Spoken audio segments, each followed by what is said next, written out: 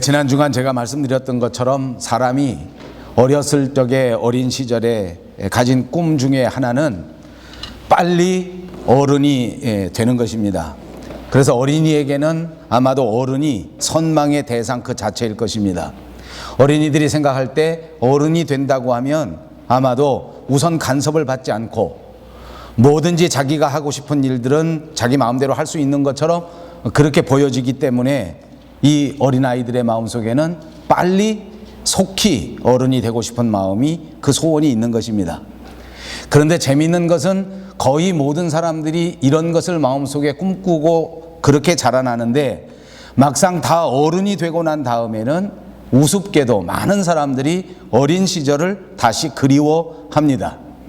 어른이 되면 다 좋은 것 같이 생각했지만 그러나 막상 어른이 되고 나니까 어른이 되었다는 사실 자체가 무거운 짐이 되어버립니다. 그리고 어른이 되었기 때문에 누구든지 더 많은 고통, 더 많은 어려움들을 겪게 되는 것이 사실인 것 같습니다. 그리고 어렸을 적에 특별히 좋은 교육을 받고 또 제대로 양육되었다면 그렇지 않을 것인데 누구나 다 그렇게 하지 못한 후회 때문에 이것이 끝까지 어른이 되어서까지 자기를 쫓아다닙니다. 정신적으로, 심리적으로, 문화적으로, 그리고 습관적으로, 그리고 영적으로 많은 문제들이 그렇게 성숙하지 못했기 때문에 이것이 자기가 어른이 된 다음에도 자기 생애의 그림자처럼 따라다니면서 그 사람들을 고통스럽게 만드는 것입니다. 누구나 다 어른이 되면 적절한 때에 가정을 갖게 되지 않습니까? 그러면 자기도 모르는 사이에 가정에 중요한 역할을 하게 됩니다. 가장이 되기도 하고 가정에서 없어서는 안 될 사람이 되는 것 아닙니까? 또 성장해서 자라나면 사회의 일원으로서 직업을 갖게 됩니다. 그리고 또 성실하게 열심히 일하다 보니까 중요한 자리에 앉게 되는 경우도 있습니다. 이렇게 되면 될수록 책임감이 있고 이렇게 되면 될수록 더 열심히 더 잘해야 되는데 어른이 된 사람이 어렸을 적에 그렇게 많이 훈련을 받지 못했기 때문에 아직 겉모습은 다 어른이 되었지만 아직도 성숙하지 못한 미숙함이 우리 속에 그대로 들어있기 때문에 이것이 자꾸만 드러나게 된다는 것입니다. 중요한 일을 감당하면 할수록 이런 미숙함이 드러납니다. 가장으로서 가정을 꾸려가면 갈수록 내 속에 들어있는 여전한 어리석음이, 여전한 미숙함이 나를 괴롭히는 것입니다. 더 잘할 수 있는데 조금 더 훈련받았으면, 조금 더 노력했었으면 그러면 내가 훨씬 더 이 중요한 역할을 잘 감당할 것인데 그렇지 못했다 하는 후회가 어른들 누구에게나 있는 것 같습니다. 오늘 예배하는 저와 여러분은 이런 사실을 다 같이 공감할 것이라고 생각합니다. 우리는 캐나다에 와서 또 다른 삶을 살기 시작했습니다. 누구든지 우리가 돌아온 삶을 돌이켜 보게 됩니다. 돌이켜 볼 때마다 우리들 가슴 속에는 큰 회한이 있습니다. 어렸을 적에 엄마 아빠가 시킬 때 영어 공부 좀 더 잘했을 걸, 학교 학생 때 그렇게 선생님이 하라고 했을 때 더 잘했을 걸, 그런 후회가 우리 속에 있는 것입니다. 여러분, 사람이 자라나서 어른이 되고 난 다음에 생겨지는 가장 큰 문제가 뭔지 압니까? 자기가 원했던 사람의 모습을 갖추지 못했다는 것입니다. 누구든지 자기가 바라던 바, 자기가 원하던 바의 사람의 모습이 있었는데 막상 어른이 되었는데 자기가 꿈꾸던 그런 모습이 아니라는 것입니다. 부족하지 않습니까? 저는 목사입니다. 목사가 되고 난 다음에 저를 가장 괴롭히는 것은 제가 바라고 제가 원했던 목사의 모습이 아니라는 것입니다. 목사를 해서 이만큼 했으면, 그리고 교회를 해서 이만큼 경험했으면 정말 제가 마음속에 바라고 제가 마음속에 소원했던 그 목사의 모습이 있었는데, 그러나 목사가 된 지 벌써 30년이 다 넘어갔는데도 불구하고 여전히 미숙한 모습을 보이고 있습니다. 여전히 훈련받지 못한 모습을 나타내고 있습니다. 얼마나 후회스러운지 모릅니다. 생각해 보니까 이렇게 된 데에는 이유가 있었습니다. 여러분, 누구든지 어른이 되고 난 다음에 내가 스스로 되려고 했던 사람이 되지 못한 이유가 무엇입니까? 여러분은 어떻게 생각하십니까? 많은 사람들이 이렇게 이유를 댑니다. 내가 자라날 때 우리 가정 환경이 그렇지가 못했다. 내가 열심히 공부할 수 있는 환경이 아니었다. 내가 노력할 수 있는 가정 환경이 아니었기 때문에 오늘날 내가 이렇게 될 수밖에 없었다.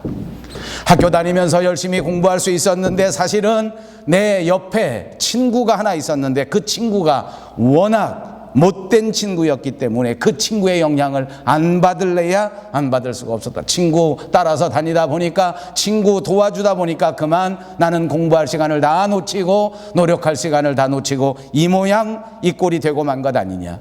내가 살아왔던 시대는 그럴 수밖에 없는 시대였다. 배고픈 시대였고 또 정말 혼란이 있는 시대였고 정치적으로 문화적으로 그 상황 때문에 나는 노력할 수 없었고 나는 성숙할 수가 없었다. 모든 가치관이 거짓된 가치관이었기 때문에 나는 진실하게 살아갈 수가 없었다라고 핑계대는 사람이 있습니다. 어른 된 사람 치고 후회 없는 사람도 없는 것 같고, 어른 된 사람 치고 이렇게 핑계를 대지 않는 사람도 없습니다. 그런데 누구나 다 조금씩은 후회하고 누구나 다 조금씩은 핑계를 댈 수 있습니다. 그런데 이것이 심해지면 큰 문제가 됩니다. 불평이 심해지고 핑계가 심해지면 큰 문제를 야기합니다. 그래서 자기가 스스로 태어난 것에 대하여 불평하기 시작합니다. 그리고 내가 왜 태어났던가, 가엾은 어머니 왜 날 낳으셨던가, 이렇게 탕진하고 이렇게 불평하고 이렇게 한탄하고 술을 먹기 시작합니다. 그리고 자기의 현실의 노력을 다 포기합니다. 이제 내게는 다시는 기회가 없다. 이제 나는 무엇을 해도 소용이 없다. 이렇게 자기의 삶의 존재의 근거를 다 포기해버리지 않습니까? 어떤 사람들은 여기서 더 심해지면 자기 인생 자체를 포기해버리는 사람들도 있습니다. 그래서 우리는 주변을 들여다보니까 나이는 다 먹었는데 겉모습은 전부 어른이 되었는데, 안타깝게도 그 사람의 진정한 모습은 모두가 어린아이같이 유치하기 짝이 없고 미숙하기 짝이 없는 사람들로 가득 찬 세상에 살고 있습니다. 사람이라고 하면 누구든지 오늘 분명하게 해결해야 할 문제가 있습니다. 이것은 우리가 어른답게 다시 한번 우리의 인생을 돌이켜보는 것입니다. 우리가 바라왔고 우리가 소망했던 그 인생으로 하루빨리 다시 태어나는 것, 이것이 저와 여러분에게 주어진 가장 중요한 숙제라고 하는 사실을 마음속 깊이 깨달아 아시기를 바랍니다. 다시 태어나야 한단 말입니다. 여러분, 제가 다시 태어난다고 하니까 우리 사람들이 다시 태어난다는 이 문제야말로 정말 꿈 같은 일이다, 정말 현실을 모르고 하시는 말씀이다 라고 저를 비난할 사람이 있을지 모르겠습니다.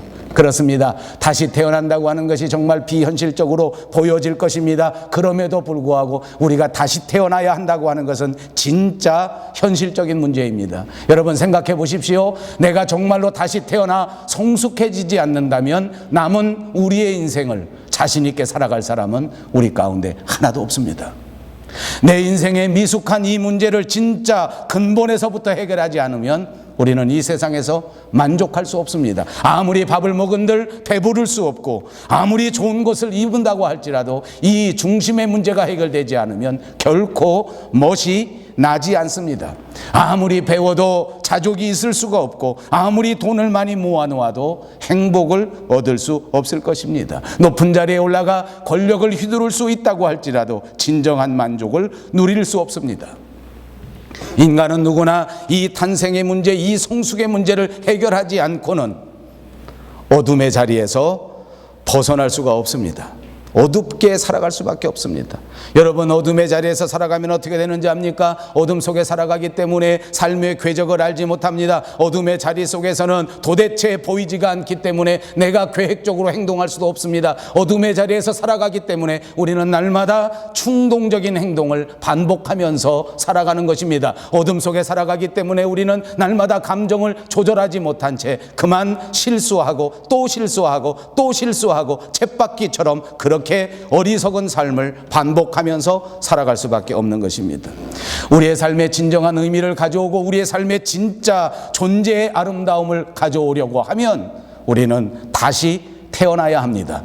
위로부터 태어나는 역사가 있어야 할 줄로 믿습니다. 인생의 가장 중요한 행복을 주는 것은 오늘 저와 여러분에게 이 인생의 가장 진정한 아름다움을 가져다 주는 것이 있다면 그것은 예수님을 향한 믿음입니다. 인생의 행복의 근원이 예수님이시기 때문입니다. 예수님이 우리 삶의 근본이시기 때문입니다. 주님은 길이요 진리요 생명이시기 때문에 이 예수님과 함께 동행할 때에 우리는 영원한 영생을 소유할 수 있고, 이 예수님과 함께 살아갈 때에 이 예수님과 더불어 진리를 누릴 수 있다고 하는 사실을 꼭 기억하시기를 바랍니다. 사랑하는 여러분, 오늘 예배하는 저와 여러분은 지금 이 순간 예수님을 뜨겁게 붙잡고 믿음으로써 다시 우리 인생의 진정한 길과 우리 인생의 진정한 진리, 그리고 인생 진정한 영생을 소유할 수 있습니다. 주님을 믿으시면 됩니다. 옆에 있는 분들과 인사합니다. 예수님을 믿고 생명의 복을 받으시기 바랍니다. 그래가지고 복을 받으실 것 같지가 않아. 다시 한번 인사합니다. 예수님을 굳게 믿고 영생의 복 받으시기 바랍니다. 아멘, 할렐루야. 이제쯤 복을 받으실 것 같아요. 오늘은 요한복음 9번째 강해의 시간입니다. 이 요한복음 강해에 있어서 요한복음 전체의 가장 중요한 단어 하나만 뽑으라고 하면 아마도 영생, 아마도 생명이라는 단어일 것입니다. 예수님께서 성전을 깨끗하게 청결하게 하신 이후에 어느 날 밤 유대인의 관원이었던 니코데모라고 하는 사람이 예수님을 찾아오게 되었습니다. 이 사람이 예수님을 찾아와서 예수님이 행하신 여러 가지 표적에 대해서 화제에 올려 이야기를 하게 된 것입니다. 그 대화의 주제는 예수님께서 행하신 기적 같은 일들입니다. 그리고 이 니고데모는 말하기를 하나님의 아들이 아니고서는 예수님이 행하신 것 같은 이런 기적 같은 역사가 도무지 일어날 수 없다라고 예수님에게 말을 시작한 것입니다. 그런 사람에게 예수님은 대답하시기를 이렇게 대답합니다. 사람이 거듭나지 아니하면 하나님의 나라를 볼 수가 없다. 대화의 맥이 끊어지지 않습니까? 어느 목사님이 이렇게 강해하였습니다. 성경을 읽으면서 예수님이 하신 모든 것을 배워야 하는데 성경 속에서 배우지 말아야 할 것이 하나 있다. 그게 뭐냐면 예수님의 대화법이다. 예수님의 대화법 오늘 보니까 정말 썰렁합니다. 상대방은 나와서 예수님에게 이렇게 말하지 않습니까? 예수님이 행하신 기적들은 정말 놀라운 일입니다. 하나님의 아들이 아니고서는 이렇게 엄청난 일을 하실 수가 없습니다. 얼마나 예의 바른 대화입니까? 얼마나 대화를 아름답게 이끌어갈 수 있는 겸손한 시작이냔 말입니다. 그런데 예수님은 이런 사람에게 웃는 얼굴에 침을 뱉어도 유분수지 그냥 이렇게 직접적으로 대답하십니다. 네가 거듭나지 않고는 하나님의 나라에 갈 수 없다. 네가 지금 이 상태 그대로는 절대 구원받지 못한다. 제가 지난 시간에도 이렇게 말했습니다. 그렇게 설교를 하고 저는 일주일 내내 마음이 불안합니다. 혹시 여러분들 가운데 목사의 설교 때문에 상처받은 사람이 있지 않을까 하고 걱정을 합니다. 그랬더니 그런 사람이 하나도 없습니다. 왜냐하면 한 귀로 듣고 한 귀로 흘렸기 때문입니다. 진짜 깊이 들으면 진짜 썰렁한 거예요. 여러분, 변하지 않으면 구원받지 못한다는데 가슴 아프지 않습니까?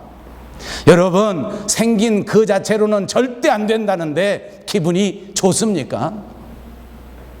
오늘 이 사람을 생각해 보십시오. 예수님은 이 사람에게 말합니다. 네가 회개하지 않으면, 네가 다시 태어나지 않으면 너는 절대로 소망이 없다. 이 소리 들은 니고데모는 그 소리 듣자마자 기분이 나빴습니다. 썰렁했습니다. 그런데 예수님 앞에 반박하기는 그렇게 쉽지가 않지 않습니까? 그렇다고 곧바로 자기도 예수님처럼 그렇게 썰렁한 대화를 시작하기에는 자기는 성숙한 사람 아닙니까? 그러니까 말을 조금 돌려서 합니다. 아니, 사람이 다 나이가 먹어서 이만큼 성장해서 그것도 모자라 나이가 많아 늙어졌는데 어떻게 어머니 뱃속에 다시 들어가서 날 수가 있단 말입니까? 니고데모는 훨씬 더 점잖습니다. 대화법으로 보십시오. 훨씬 성숙한 인간 아닙니까? 마음속에는 불평이 가득합니다. 마음속에서는 불만이 가득합니다. 도대체 이 사람 뭐야? 이게 무슨 말버릇이야? 라는 마음속에 생각이 들어오는데도 불구하고 이렇게 되물었습니다. 그랬더니 주님은 또 대답합니다. 사람이 물과 성령으로 거듭나지 아니하면 하나님 나라에 들어갈 수 없다. 그러면서 구원에 대해서 말씀해 주십니다. 바람이 임의로 불되 그 소리를 듣기는 듣지만 도대체 그 바람이 어디에서 와서 어디로 가는지 모르지 않느냐. 구원받는 사람, 성령으로 택함받는 사람, 하나님 앞에 인정받고 하나님 앞에 칭찬받을 사람도 다 그러하다. 분명히 그런 사람이 있는 것은 사실이지만 내가 가진 지식으로는 알 수도 없고 내가 가진 경험으로는 분간할 수 없을 것이다 하는 말씀입니다. 그리고 계속해서 말씀하시기를 예수님께서 이제 이 시대의 모든 사람들의 구원을 위하여 그는 십자가 위에 희생할 것이요 높이 들려 올리실 것이라고 하는 것을 말씀하시는 것입니다. 이것이 오늘 저와 여러분이 살펴보는 요한복음 강의 9번째 예수님과 니고데모의 대화의 내용입니다. 여러분, 요즘 사람들은 정말 역사상 가장 발전된 초과학의 시대에 살아가고 있습니다. 우리들뿐만 아니라 모든 사람들이 정말 얼마나 발전된 과학의 시대에 살아가는지 모릅니다. 이제는 입에 올릴 필요도 없습니다. 얼마나 많이 발전했습니까? 놀라운 시대에 살아갑니다. 그럼에도 불구하고 이상한 현상은 요즘 현대인이면 현대인일수록 믿음 생활에 있어서 기적 중심, 표적 중심의 신앙을 갖고 있는 것 같습니다. 모든 사람들이 기적을 추구합니다. 모든 사람들이 이적을 추구합니다. 모든 사람들이 그냥 깜짝 놀랄 만한 표적을 기다립니다. 모든 사람들이 신비한 현상만 기다리는 것이 오늘 교회의 모습이 아닌가 싶습니다. 여러분, 물론 신앙이라고 하는 것은 당연히 신비한 현상이 있습니다. 신비가 없다면 신앙이 아닙니다. 저와 여러분의 구원의 역사에도 놀라우신 하나님의 표적 같은 기적 같은 역사가 없었다면 믿음은 출발조차도 하지 못했을 것입니다. 그럼에도 불구하고 신비만을 추구하는 신비주의는 결단코 옳지 않습니다. 지난 시간 말씀드렸던 바와 같이 진정한 신앙은 기적 그 자체를 보고 믿는 것이 아니라 그 이름만 보고 믿는 것이 아니라 그 기적을 일으키시는 주인을 바라보는 것이요, 그 기적을 일으키시는 그 주인과의 만남이요, 그분을 향한 섬김이라고 하는 사실을 꼭 기억하시기를 바랍니다. 예수님은 오늘 그 표적을 보고 쫓아오는 사람, 그 기적을 바라보고 쫓아오는 사람을 기다리시는 것이 아니라 예수님 자체를 받아들이고 예수님 자체를 섬기고 예수님 자체를 사랑하고 예수님 자체를 사귀고 싶어 하는 사람들을 기다리시는 줄로 믿습니다. 오늘 본문 1절을 보십시오. 그런데 바리새인 중에 니고데모라 하는 사람이 있으니 유대인의 지도자라 이렇게 말했습니다. 그런데 라고 시작하고 있지 않습니까? 이것은 바로 지난 주간 우리가 강의한 것처럼 많은 사람들이 이름만 믿고 많은 사람들이 가르침만 믿고 많은 사람들이 믿노라 하면서 진정한 신앙을 갖지 못했을 그때에 오늘 니고데모와 같이 그래도 예수님에게 관심을 갖고 이 기적을 일으킨 그 본체에 대하여 무엇인가 알고 싶어하는 사람이 있었다라고 소개하는 것 아니겠습니까? 이어서 니고데모를 소개합니다. 바리새인이라고 소개하고 유대인의 지도자라고 말씀하였습니다. 그는 이스라엘의 최고 의결기관인 산헤드린 공회의 의원이었습니다. 요즘으로 말하면 국회의원쯤 되는 사람일 것입니다. 그때 당시에 산헤드린 공회의원은 학자에 따라서 어떤 사람은 71명이라 하고 어떤 사람은 72명이라 합니다. 대강 70명 정도가 되는 것 같습니다. 그들은 모두가 다 고위 관료들입니다. 높은 사제들 가운데서 뽑히고 원로원 안에 있는 율법학자들 가운데에서 뽑힌 사람들입니다. 이 니고데모가 예수님에게 찾아와서 예수님에게 이렇게 부릅니다. 선생님, 랍비여라고 부르고 있습니다. 그러면서 그분에게 영생에 대하여 물어보고 생명에 대하여 물어보고 구원에 대하여 물어보고 있는 것입니다. 여러분, 이 니고데모라고 하는 사람은 요한복음 7장에 보시면 바리새파와 대제사장들 앞에서도 세상 모든 사람들이 두려워하는 사람들 앞에서도 예수님에 대하여 두둔할 만큼 믿음이 깊은 사람이었습니다. 예수님이 죽으셨을 때에는 또 어떻게 했습니까? 그 시신의 발을 몰약 그리고 그 시신의 발을 침향을 섞은 것들을 많이 가져왔고 그리고 아리마대 요셉과 더불어 함께 예수님을 새 무덤에 옮겨 예수님의 마지막을 모신 사람 가운데 한 사람이었습니다. 이렇게 신실한 믿음을 가지려고 노력했던 그 사람이 한밤중에 예수님을 찾아온 것입니다.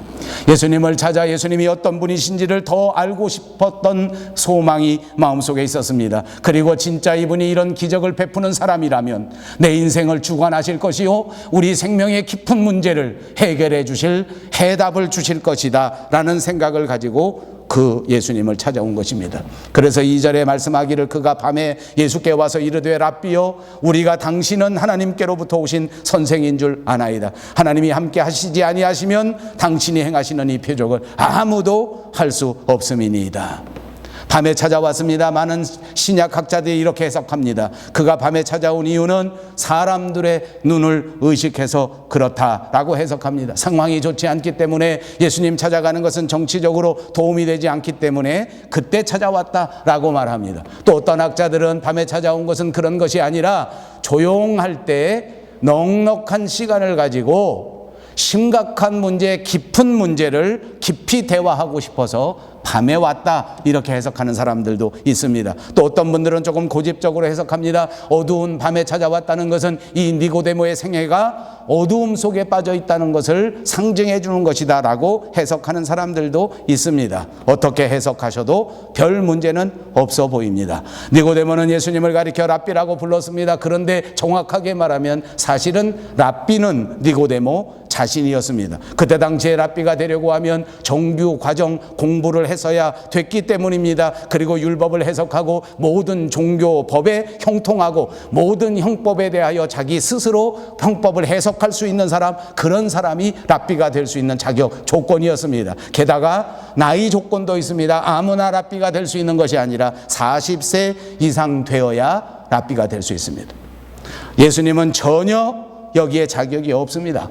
이런 학술 과정도 전혀 거치지 못했을 뿐만 아니라 예수님의 나이도 아직 40세가 되지 못했습니다. 그런데 니고데모는 이 예수님에게 랍비라고 부르고 있습니다. 니고데모가 예수님에 대한 자세를 가졌다고 하는 사실을 우리에게 보여주는 것입니다. 제가 살아보니까 인생에서 중요한 것 가운데 하나는 바로 이런 자세입니다. 어떤 자세를 가지고 인생을 마주하는가, 어떤 자세를 가지고 교회를 다니는가, 어떤 자세를 가지고 사람을 상대하는가 하는 것은 그 사람의 모습을 결정적으로 결정 지어주는 것입니다. 좋은 자세를 가지시기를 주님의 이름으로 축복합니다. 예수를 믿고 교회 다닐 때 아름다운 자세를 가지고 교회를 다녀야 한단 말입니다. 설교를 들을 때에도 좋은 자세가 필요합니다. 목사가 무슨 말 하나, 목사가 말 혹시 틀리지 않는가, 목사가 혹시 잘못하지 않는가 라는 자세를 가지고 저를 보면 심심하지는 않으실지 몰라도 은혜는 절대 안 됩니다. 오늘 목사님이 말씀하시면 그 말씀을 새겨 듣고 그리고 내가 목사님 말씀대로 해봐야 하겠다, 이런 자세를 가지시기를 주님의 이름으로 축복합니다. 여러분 꼭 그런 자세를 가지십시오. 그러면 여러분의 믿음이 무럭무럭 자라납니다.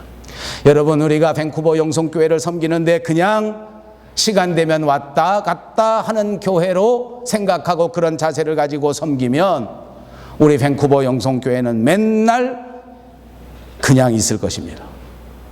그러나 여러분 우리 자세를 매만집니다. 우리 자세를 가다듬습니다. 오늘 우리 밴쿠버 영성교회를 섬기는 우리 한 사람 한 사람의 자세가 새로워지고 달라진다면 아마도 우리 밴쿠버 영성교회는 이 땅 위에 굳게 서서 하나님 앞에 큰 영광을 돌리는 아름다운 교회가 될 줄로 믿습니다. 본문 3절을 보십시오. 예수께서 대답하여 이르시되 진실로 진실로 내게 이르노니 사람이 거듭나지 아니하면 하나님의 나라를 볼 수 없느니라. 주님은 말씀합니다. 진실로 진실로 내게 이르노니. 이 말은 헬란말 본문에 보니까 아멘 아멘 레고라고 하는 말이라고 합니다. 이 말은 다시 말하면 크게 강조하는 말입니다. 중요하다는 것입니다. 이것이 정말 잊지 말아야 할 말이라는 말입니다. 그 말이 무슨 말입니까? 거듭남입니다. 거듭나지 아니하면 하나님의 나라를 볼 수 없다. 거듭남, 거듭남. 이 거듭남이라는 말은 원어의 아노덴이라고 하는데 이 말은 우리말로 번역할 때에 거듭남이라고 했습니다. 여러분 거듭난다는 말이 무슨 말입니까? 우리 한글 사전에 찾아보았더니 그 의미가 조금 모호합니다. 다시 난다는 것입니다. 2번 난다는 것입니다.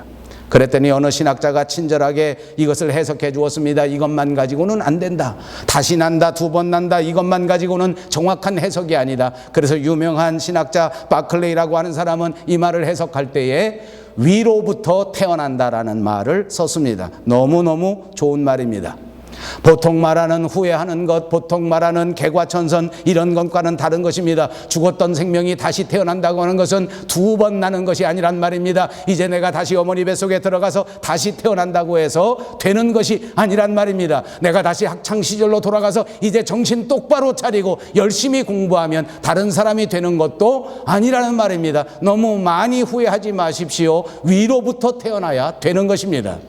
이것은 과거로 돌아가야 다시 태어나는 것이 아닙니다. 이것은 다시 시간이 있어야 그렇게 되는 것이 아닙니다. 지금 이 순간 하나님께서 하늘문을 활짝 여시고 위로부터 저와 여러분을 다시 태어나게 만들어 주시면 되는 줄로 믿습니다. 여러분 모두가 다시 하늘문을 활짝 여신 그 하나님의 은혜 가운데 위로부터 다시 태어나는 큰 은혜가 있으시기를 주님의 이름으로 축복합니다. 그렇습니다. 거듭나지 아니하는 자는 하나님의 나라에 들어갈 수 없기 때문에 이것은 정말 진실로 중요한 것입니다. 위로부터 나지 않은 사람 하나님의 나라에 들어갈 수 없습니다. 니고데모는 많이 공부한 사람이요, 니고데모는 정말 좋은 자세를 가진 사람이었지만 그가 위로부터 태어나지 못했기 때문에 그는 결단코 하나님의 나라에 들어갈 수가 없습니다. 하나님의 나라를 볼 수가 없습니다. 아무리 율법을 지켰지만 하나님의 나라에 가지 못한단 말입니다. 아무리 열심을 가지고 살았지만 하나님의 나라에 가지 못합니다. 이 말은 정말 결정타입니다.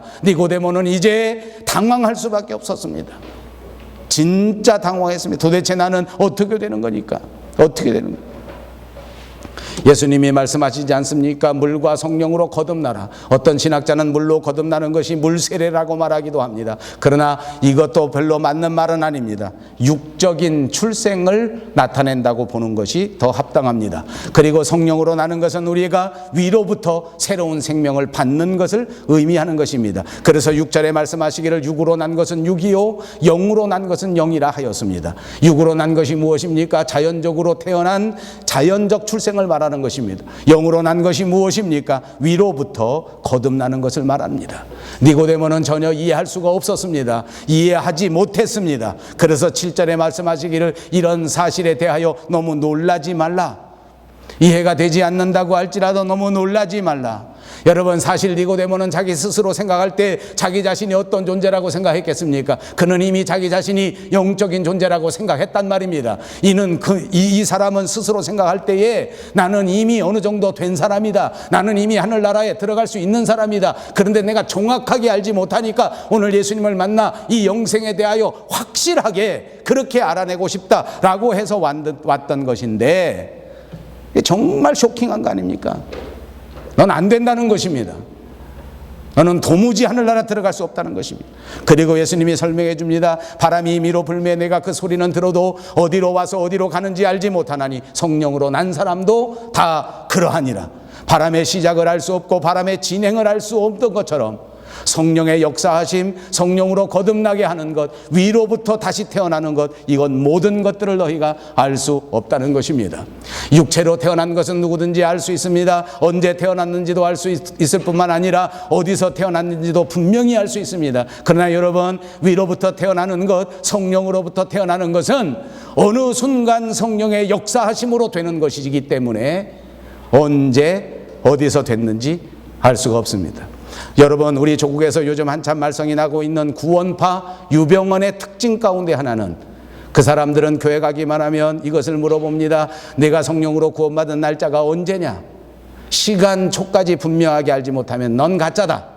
이렇게 시작합니다. 많은 사람들이 여기에 유혹됩니다. 여러분, 분명히 아십시오. 오늘 이 성경 말씀에 보니까 구원파들이 구원받은 날짜와 시간을 알아야 한다는 것은 진짜 허무맹랑한 말입니다. 아무 의미가 없습니다. 왜냐하면 이미 이 모든 일들은 성령께서 하시는 일이요, 이 모든 일들은 위로부터 이루어지는 일이기 때문에 언제 어디서 했는지는 알 수가 없습니다. 마지막 주님 만나는 그때에 해결된 문제일 것입니다. 그러므로 현혹되지 마십시오. 다시 니고데모가 예수님에게 질문합니다. 어떻게 이런 일이 있을 수 있겠습니까?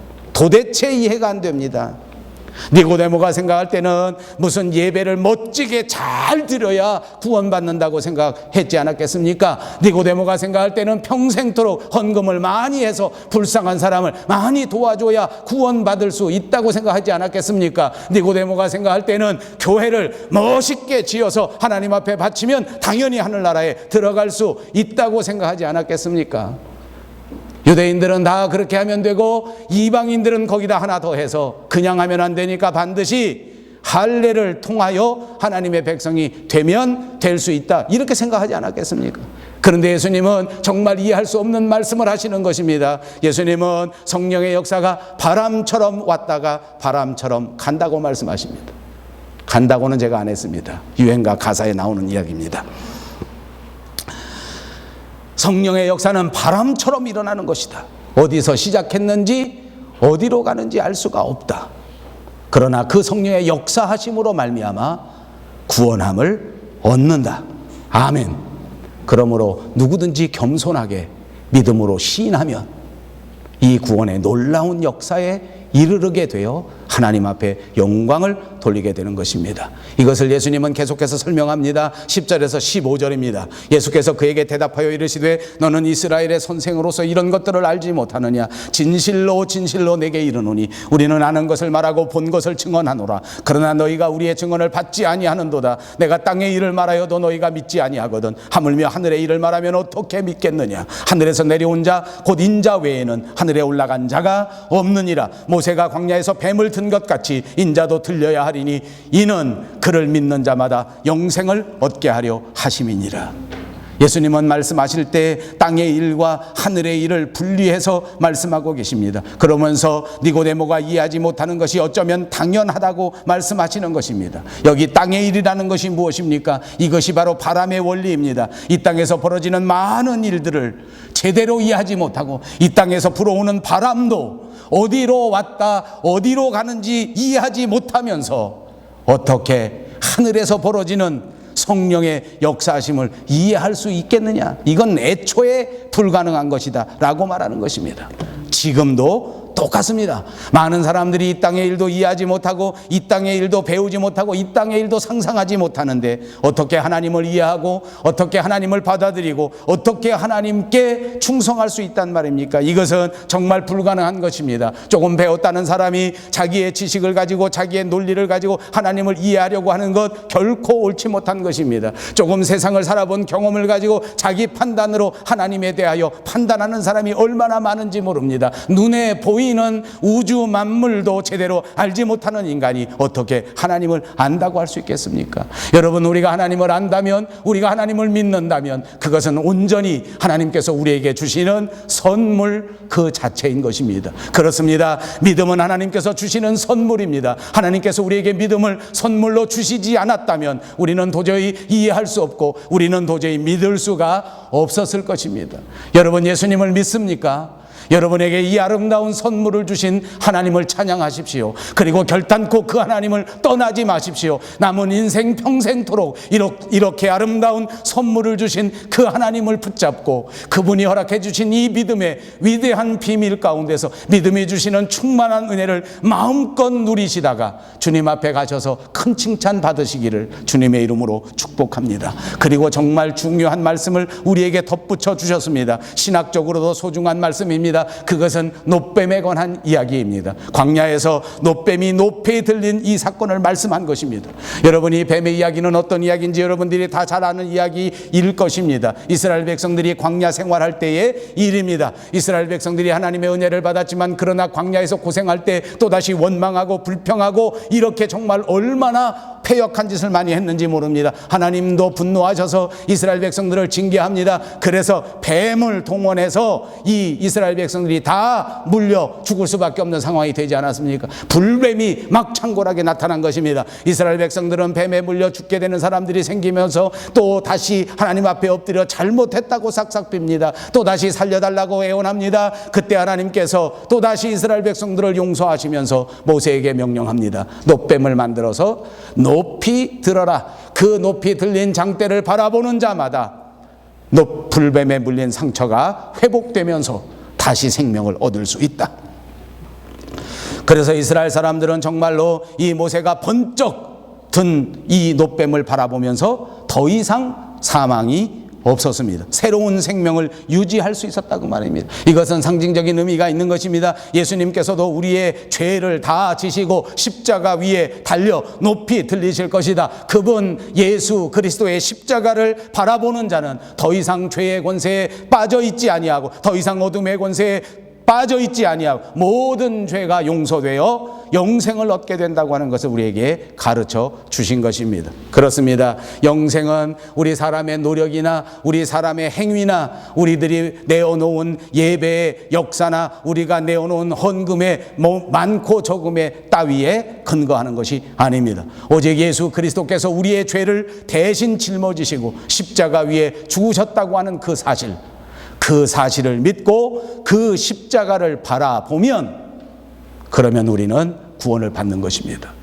그리고 이 구원의 역사, 이 놀라우신 성령의 역사, 이것은 아무도 알 수가 없습니다. 성령의 은혜가 아니고는 깨달을 수가 없는 일이다 그 말입니다. 사랑하는 여러분, 오늘 이 순간 예수님께서 저와 여러분들을 위하여 우리의 새 생명을 위하여 우리를 위로부터 다시 태어나게 하시기 위해서 이 땅에 내려오셨습니다.